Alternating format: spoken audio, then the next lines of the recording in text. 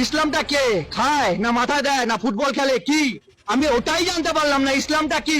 ইসলামকে জিজ্ঞাসা করছি, ইসলামটা কি তোমরাই বলো।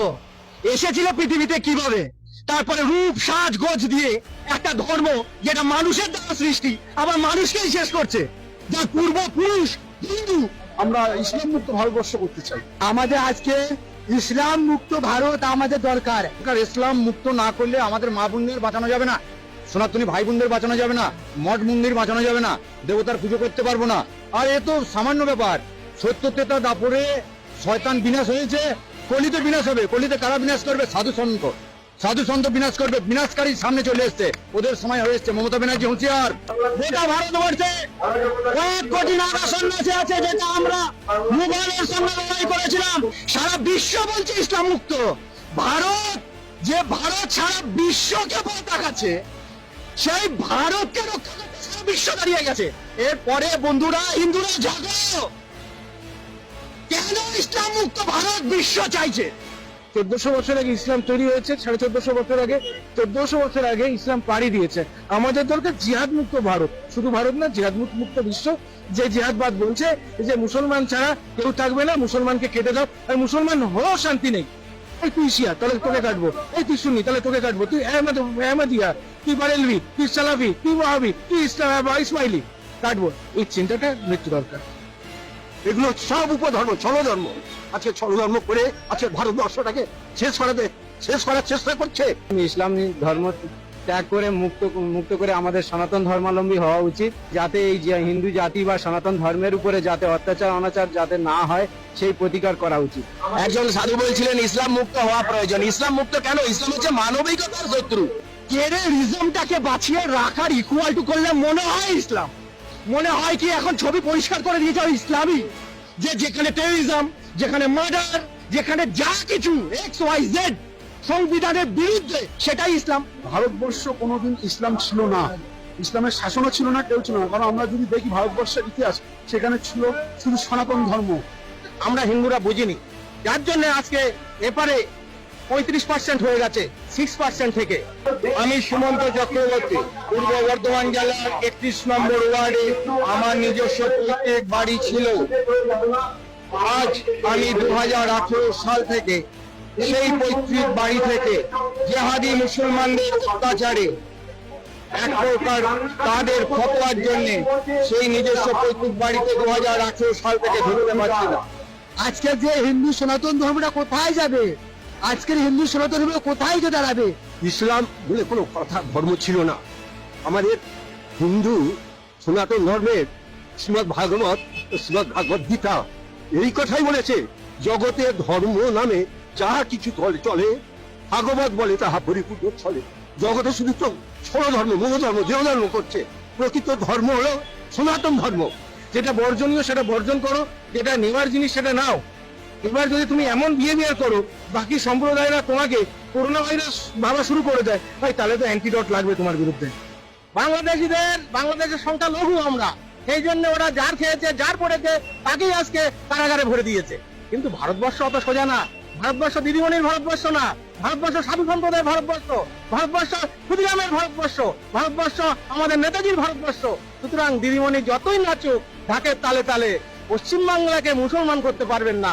আজকে যখন সনাতন মা মাটিদের মানুষের অত্যাচার হচ্ছে, তাদের শাড়ি খুলে তাদের নির্যাতন করতেছে। আজকে সন্দেশখালী কি হয়েছিল? আজকে সন্দেশখালী মা মাটি মানুষদের আজকে তাদেরকে নিয়ে বিলাপ ঘরের ভেতরে নির্যাতন করে তাদেরকে কেটে ফেলে ছুঁয়ে আসতেছে। এটাই হচ্ছে ইসলামের সাধন। আর ওয়েস্ট বেঙ্গলে আমি জোর গলায় বলছি, এই মুখ্যমন্ত্রী মমতা ব্যানার্জি তিনি হচ্ছেন এর পূর্ণ মদত দিচ্ছেন। ইউরোপ, আরব সব জায়গার মুসলমানরা আজকে মমতাকে নিন্দন দিচ্ছে। এগুলো হচ্ছে রাজনীতি। রাজনীতিটা হচ্ছে নোংরা নীতি। ইসলাম মুক্ত ভারত তো দরকারই, তা সেই সময় এসে গেছে। আমাদের সনাতনী জেগেছে, হিন্দু জেগেছে, আর কত মার খাবে? মা বোনদের উপরে কত অত্যাচার হবে? বাংলাদেশে যেরকম জঙ্গি রাজ চলছে, পশ্চিমবাংলা তো সেরকম শুরু করেছে মমতা ব্যানার্জি আর ফিরাদ হাকিম। ওদেরও ক্ষমা নেই। এরা গদ্দার, এরা গদ্দার, এরা গদ্দার।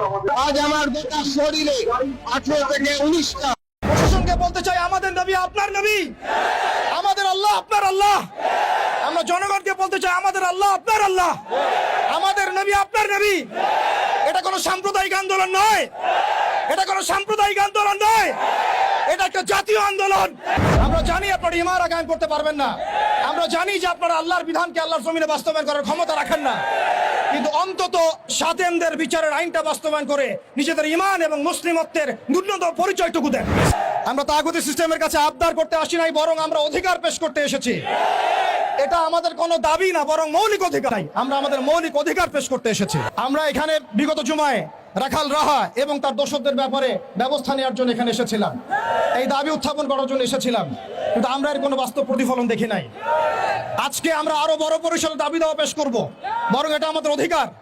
সেটা হচ্ছে শুধু রাখাল রাহা নয়, বরং যত প্রকার সাতেমে রসুল আছে, যত প্রকার আল্লাহ দ্রোহী আছে, ইসলাম বিদ্বেষী আছে, প্রশাসনের মধ্যে হোক, আমলাতন্ত্রের মধ্যে হোক, এমপি মন্ত্রীর মধ্যে হোক, জনগণের মধ্যে হোক, ব্লগারদের মধ্যে হোক, যে কোনো শ্রেণী পেশার মধ্যে হোক না কেন, তাদের সবার বিচার বাংলার মাটিতে করতে হবে।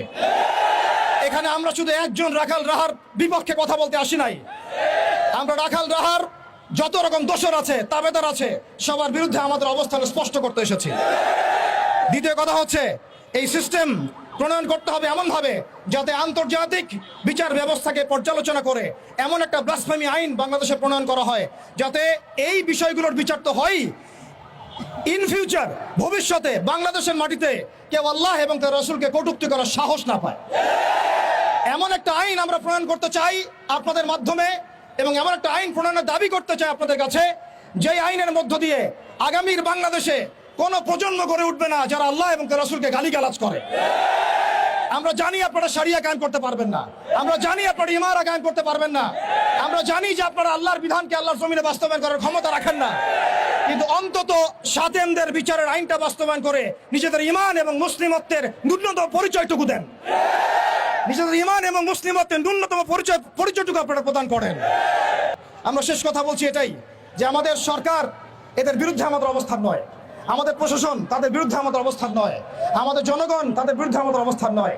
আমরা আজকে চাইলে এখানে কোটি মানুষের সমাবেশ করতে পারতাম।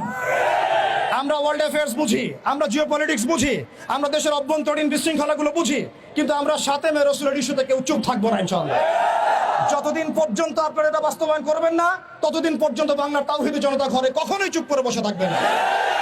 অতএব আমরা সরকারকে অনুরোধ করতে চাই, আমাদের নবী আপনার নবী, আমাদের আল্লাহ আপনার আল্লাহ। প্রশাসনকে বলতে চাই আমাদের নবী আপনার নবী, আমাদের আল্লাহ আপনার আল্লাহ। আমরা জনগণকে বলতে চাই আমাদের আল্লাহ আপনার আল্লাহ, আমাদের নবী আপনার নবী। এটা কোনো সাম্প্রদায়িক আন্দোলন নয়, এটা কোনো সাম্প্রদায়িক আন্দোলন নয়, এটা একটা জাতীয় আন্দোলন, এটা একটা জাতীয় আন্দোলন। মান সাব্বা নবিয়ান ফাকতুলু, মান সাব্বা নবিয়ান, মান সাব্বা নবিয়ান। ওয়া আখিরু দাওয়ানা আনিল হামদুলিল্লাহি রাব্বিল আলামিন।